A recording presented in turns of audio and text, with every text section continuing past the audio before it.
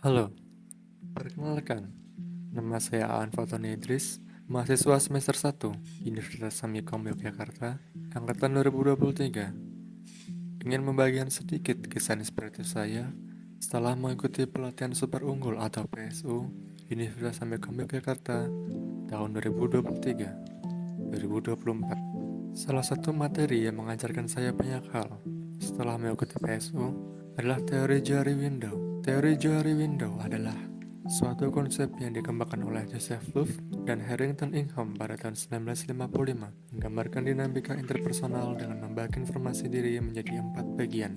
Bagian pertama adalah arena terbuka, mencakup informasi yang diketahui oleh individu dan orang lain. Arena kedua adalah arena buta, mencakup aspek yang diketahui orang lain tetapi tidak oleh individu. Arena ketiga adalah arena rahasia, melibatkan informasi yang diketahui individu tetapi tidak dengan orang lain.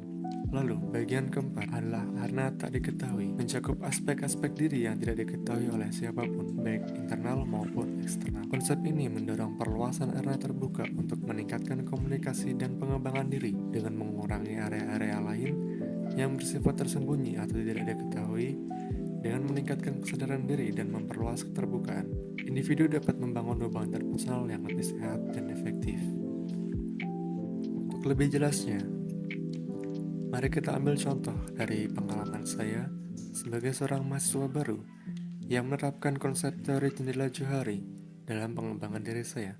Awalnya, saya baru mengenal teman-teman sekelas saya dan belum sepenuhnya membuka diri terkait minat, keahlian, atau aspirasi dalam studi. Lalu, saya mulai menampilkan keterampilan tertentu dalam proyek-proyek kelompok yang belum diketahui oleh teman-teman saya. Hal ini disebut arena terbuka. Setelah melakukan kolaborasi dalam kelompok studi, saya berpartisipasi aktif dalam diskusi kelas. Teman-teman sekelas saya memberikan umpan balik yang positif dan mengakui kontribusi saya dalam suatu proyek.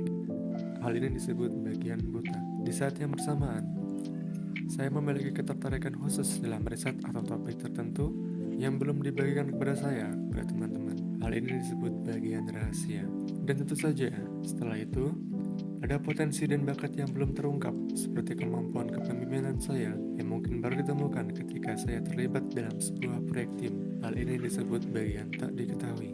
Dengan berani terbagi lebih banyak tentang diri saya, mendengarkan umpan balik dengan terbuka, dan terus mengembangkan keterampilan, saya dapat memperluas jendela diri saya. Dalam konteks perkuliahan tadi, hal ini dapat menciptakan lingkungan yang mendukung pembelajaran bersama, tukaran ide, dan pertumbuhan kolektif di antara para mahasiswa.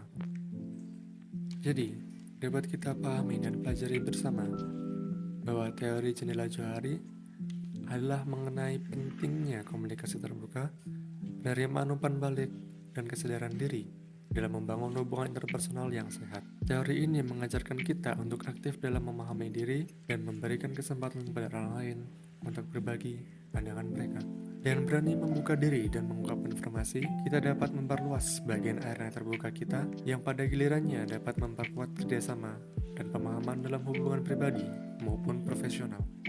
Hal yang dapat kita ambil bersama adalah bahwa transparansi, kejujuran, dan saling pengertian memainkan peran kunci dalam membangun hubungan yang kuat dan bermakna. Di akhir video ini, setelah saya bercerita tentang kisah inspiratif saya setelah mengikuti PSU Universitas Amikom Yogyakarta, adalah mari kita bersama-sama memandang teori jendela Johari sebagai panggilan untuk menjelajahi wilayah-wilayah tersembunyi dalam diri kita, mengajak orang lain untuk berbagi dalam perjalanan ini. Sering kita membuka jendela ke dalam hati dan pikiran, kita memperkuat fondasi hubungan, memupuk saling pengertian, dan membangun jembatan komunikasi yang kokoh. Dan menjadikan kesadaran diri dan komunikasi terbuka sebagai pendorong utama, kita mampu menciptakan lingkungan di mana pertumbuhan pribadi dan kesejahteraan bersama dapat berkembang. Jadilah pelopor dalam membangun jaringan kepercayaan dan pemahaman, karena dalam keberanian untuk berbagi terletak kekuatan untuk menciptakan hubungan yang berarti dan mendukung.